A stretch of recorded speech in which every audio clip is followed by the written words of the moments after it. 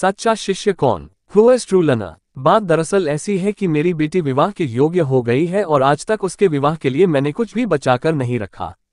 अब शीघ्र ही मुझे उसका विवाह करना है, जिसके लिए वस्त्र और आभूषण चाहिए। इसमें चिंता की क्या बात है गुरुजी? एक युवक ने कहा, मेरे पिता नगर सेठ हैं। आपके एक आदेश पर मैं हजारों स्वर्ण मुद्राएं लाकर आपके चरणों में डाल सकता हूं।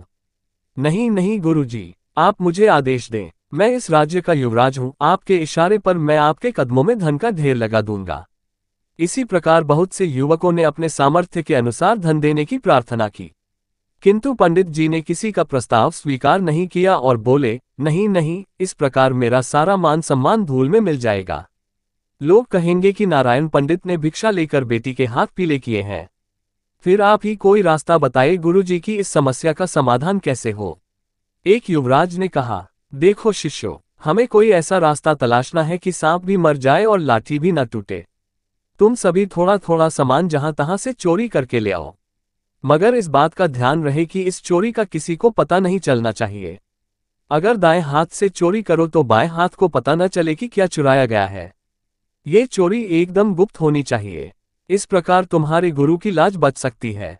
आप चिंता न करें गुरुदेव। सभी शिष्यों ने एक साथ कहा, हम ऐसा ही करेंगे।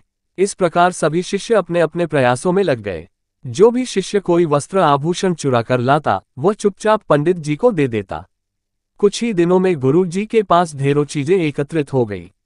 हर शिष्य द्वारा चुरा कर लाई गई वस्तु पंडित जी अलग अलग रख रहे थे। कुछ दिन गुजर जाने के बाद पंडित जी ने देखा कि लगभग सभी शिष्य कोई ना कोई चीज चुरा कर ले आए हैं, मगर धर्मसेन नामक युवक आज तक कोई चीज नहीं लाया। अतः एक दिन उन्होंने सभी विद्यार्थियों को एकत्रित किया और बोले, धर्मसेन, हमारे हर शिष्य ने अपनी सामर्थ्य के अनुसार चोरी करके हमें कुछ न कुछ लाकर दिया है, मगर इतने दिन गुजर जाने के बाद भी तुम कोई वस्तु चुराकर नहीं ला सके। क्या तुम नहीं चाहते कि तुम्हारे गुरु जी की चिंता दूर हो? चाहता हूं गुरुदेव, दिल से चाहता हूं। फिर तुम आज तक कोई चीज चुराकर क्यों नहीं लाए? कैसे चुरा कर लाता गुरुदेव? आपकी आज्ञा ही ऐसी थी जिसने मुझे बार बार चोरी करने से रोका। क्या मतलब? नारायण पंडित पैनी नजरों से उसकी ओर देखने लगे। अन्य शिष्यों ने भी चौंक कर उसकी ओर देखा कि गुरुजी ने स्वयं चोरी करके लाने को कहा था, फिर यह किस आज्ञा की बात कर रहा है?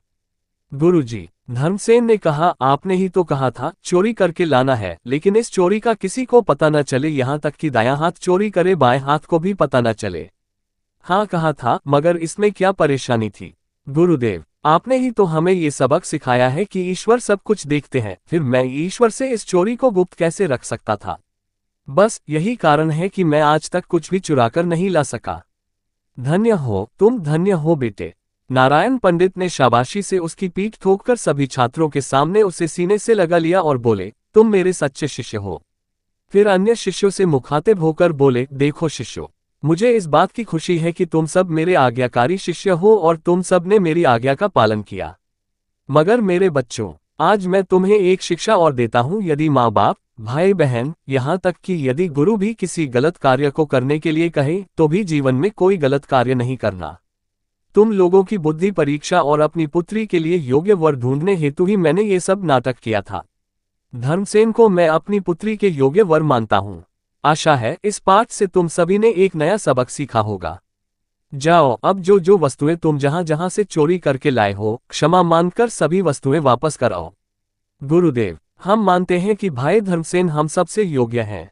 हम इसे गुरु जामाता के रूप में स्वीकार करते हैं। सभी शिष्यों ने एक स्वर में कहा और धर्मसेन को कंधों पर उठाकर खुशी से नाचने लगे। कैसी लगी वीडियो कमेंट बॉक्स में कमेंट करें। लाइक, सब्सक्राइब और शेयर करके लाखों करोड़ों लोगों का उत्साह बढ़ाइए। बेल आइकॉन प्रेस करें। आपके अपने motivational speaker mister Amit Kumar गोला। दिल की गहराइयों से प्यार भरा बहुत बहुत धन्यवाद।